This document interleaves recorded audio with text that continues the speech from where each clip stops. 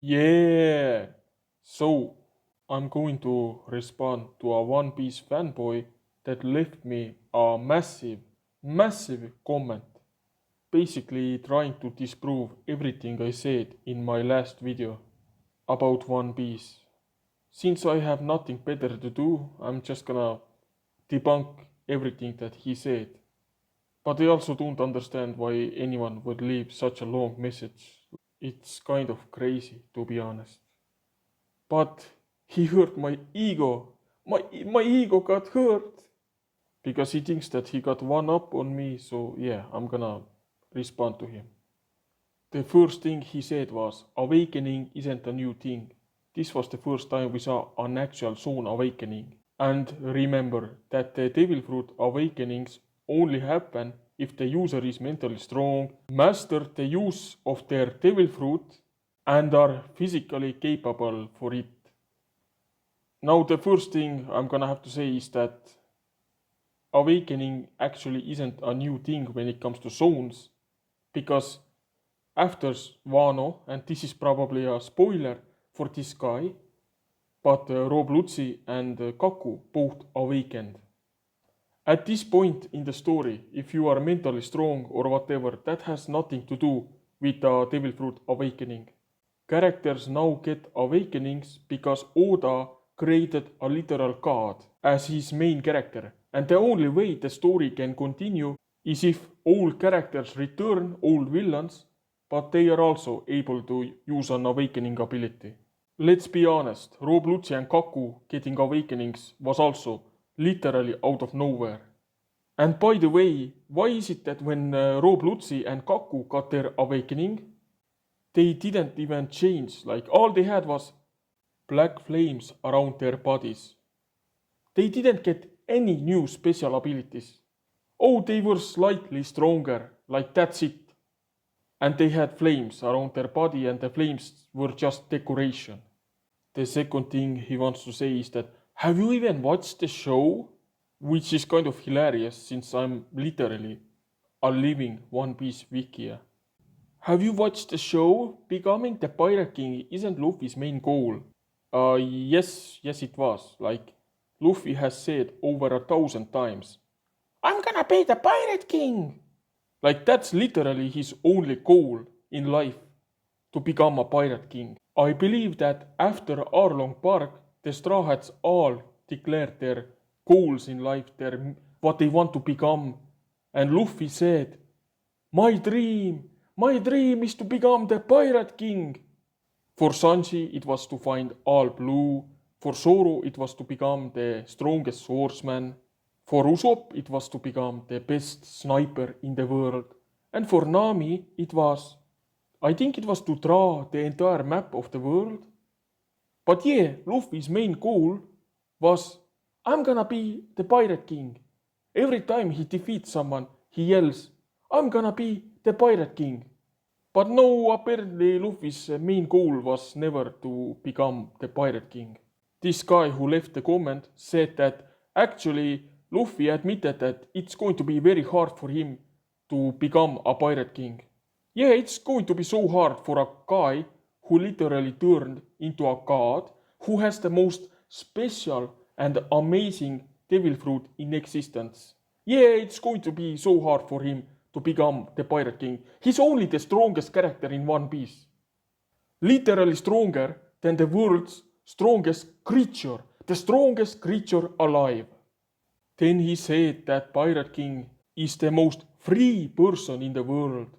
Except that doesn't make any sense.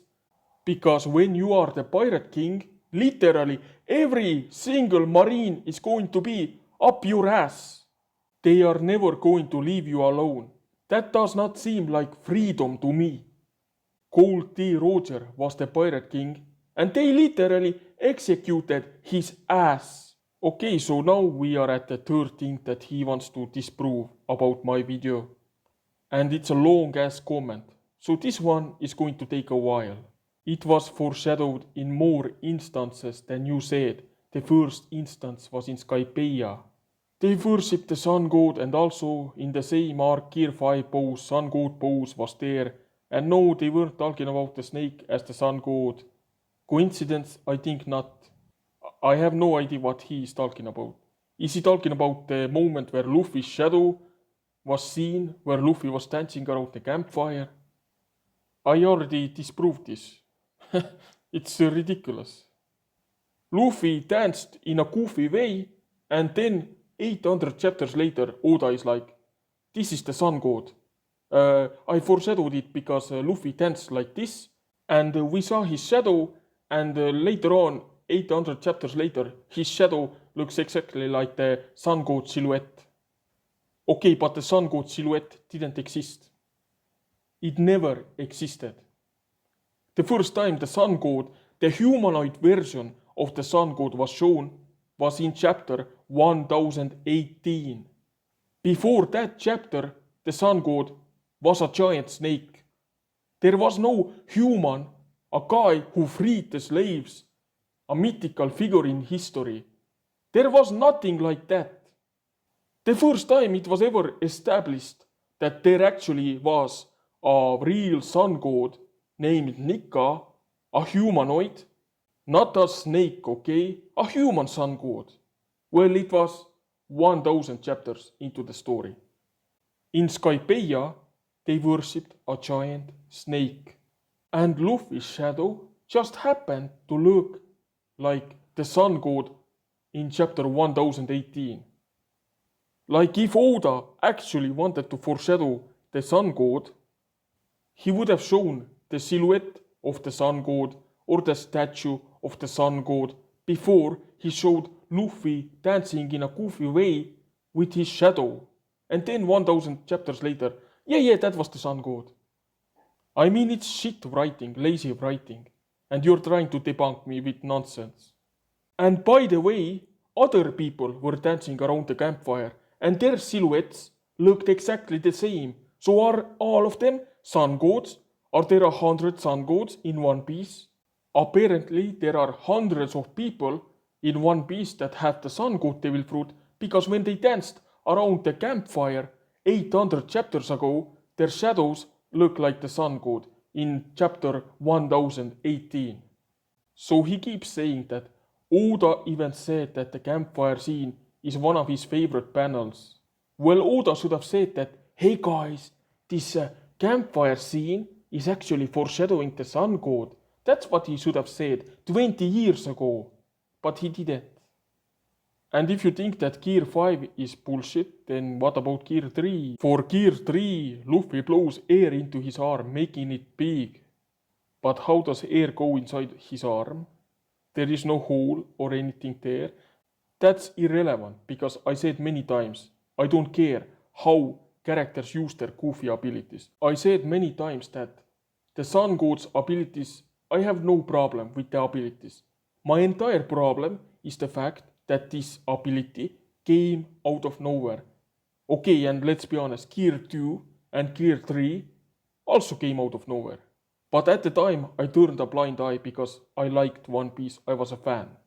But I'm not gonna turn a blind eye to Gear 5, because Gear 5 literally retconned Luffy's entire Gomu Gomu no Mi ability that he had since 1997, the beginning of the story.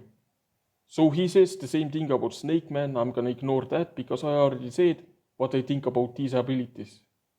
Then he keeps talking about Frankie's shirt, and this is, by the way, like the 5th time I've heard this. Frankie's shirt, for some reason spelled Hito, had a sun symbol and the word was N-shaped Nika. Okay, that's just a coincidence. Okay, so Oda for 800 chapters didn't bother to mention the sun god once, didn't bother to leave any hints, and the only hint he left was Frankie's t-shirt. It makes sense that Luffy turned into the sun god because Frankie had a t-shirt that had the sun symbol. Kaido said that this ability is not rubber. Well, that's what I'm talking about. Literally every single hint that Luffy's ability is not actually what it seems were in Wano. Like Kaido was in Wano, Hyogoro scene was in Wano, Who's Who scene was in Wano. It was all in Wano. all the hints that Luffy's abilities are not actually what they seem. They were in Wano. They were all in Wano, every single one of them. Because Oda came up with the Sun God transformation like 30 chapters before it actually happened. If Oda actually built up the Sun God transformation from the start, why didn't he mention the Sun God for 800 chapters? After Skypiea and before Wano, the Sun God was not mentioned a single time. Does that make sense? Surprisingly, the climax of One Piece ends with the sun rising. That's irrelevant. Don't forget the Red Hawk attack. How does the fire just come with it? It's basic science. If you move really fast, you're going to burn. Luffy's Red Hawk attack is so fast that it rubs against the particles in the air, creating friction that creates fire. It's the same reason why Sanji was able to turn his leg into a flaming ball of fire, because he rubbed his leg on the floor, creating friction that created fire. Basic science. You might say it was air friction, but don't forget that Luffy used it underwater. The reason why Luffy was able to use Red Hawk underwater is because Luffy was using Gear 2, and Gear 2 heats up his body. We can see heat coming out of his body when he uses that form. So that's why he was able to use Red Hawk underwater. They did not just send one single CP9 member for it. They sent multiple members. But for some reason Who's Who was the only one sent to jail. And by the way, why did they send CP9? Why didn't they send CP0? Why didn't they send the Marines? It makes literally no sense at all for the world government to send CP9 agents to guard the most valuable devil fruit in existence. A competent world government would have sent the admirals, the vice admirals, CP0, maybe even the codes, knights, whatever they are supposed to be. But even if there were more CP9 agents, that won't change anything. Why would you send CP9 to do the job of an admiral? On number 5, he actually agrees with me, so I'm gonna skip this one. Number 6, this plot hole you are talking about is just stupid. It's like saying CP9 is a plot hole because we didn't see anything about CP9 before Water 7 and Enies lobby.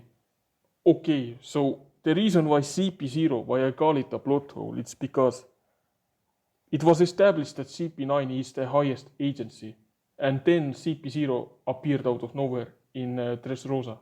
The masked agents were supposed to be the most powerful agents, yet one of them got killed by Izo, one of them got killed by one-shotted by Kaido, the third one just ran away, and now in the next arc, and this is probably a spoiler for you, but it turns out that Rob Lucci and Kaku are actually the strongest CP0 agents. So Oda introduced the CP0 agents, but made them weaker than the former CP9 agents. That doesn't make a lot of sense to me.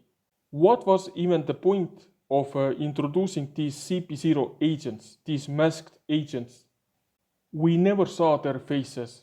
They didn't have any special abilities. They didn't have devil fruits. They didn't have anything. They were just your average fodder characters in an anime. Yet these guys, when they were first introduced in Dressrosa, it was said that they are the strongest. The masked CP0 agents are the strongest, and they weren't. It turns out the strongest agents are actually former CP9 agents. And you say that they are a secret agency, but if you get into the next arc, that's also going to be a plot hole, because one of the CP0 agents is going to be a spy working against the world government. The CP0 recruited an agent that was created by Dr. Vegapunk, and then the creation of Dr. Vegapunk turned against the CP0 agents. For a so-called secret agency, they got infiltrated, so they are not really all that secret, let's be honest. Number 7. Luffy had to train because unless your physical strength and abilities become capable enough, the devil fruit won't awaken. Well, Oda should have shown Luffy training and then awakening his devil fruit with hard work and training. But no, Luffy awakened his devil fruit by dying. And by the way, Kid and Law also awakened their abilities in nonsensical ways because they fought Big Mom and then randomly it's like, I have an awakening ability. Oh, you do? Well, I have an awakening ability also. Let's fight against Big Mom. Yay! Oda didn't even bother to explain how and when they unlocked those abilities. Because Oda got incredibly lazy during Wano arc, and it's noticeable to me. It should be noticeable to everyone, like everyone watching One Piece should have seen the drop in quality that I saw. And the next arc after Wano is not better, it's just as bad, if not even worse. One Piece doesn't make any sense. And number 8 is him trying to debunk my One Piece becoming Dragon Ball theory. I mean, One Piece is becoming Dragon Ball, that's not even a debate. Luffy is a god, Im-sama is a god, there are like 10 Guardians of the Gods in One Piece now.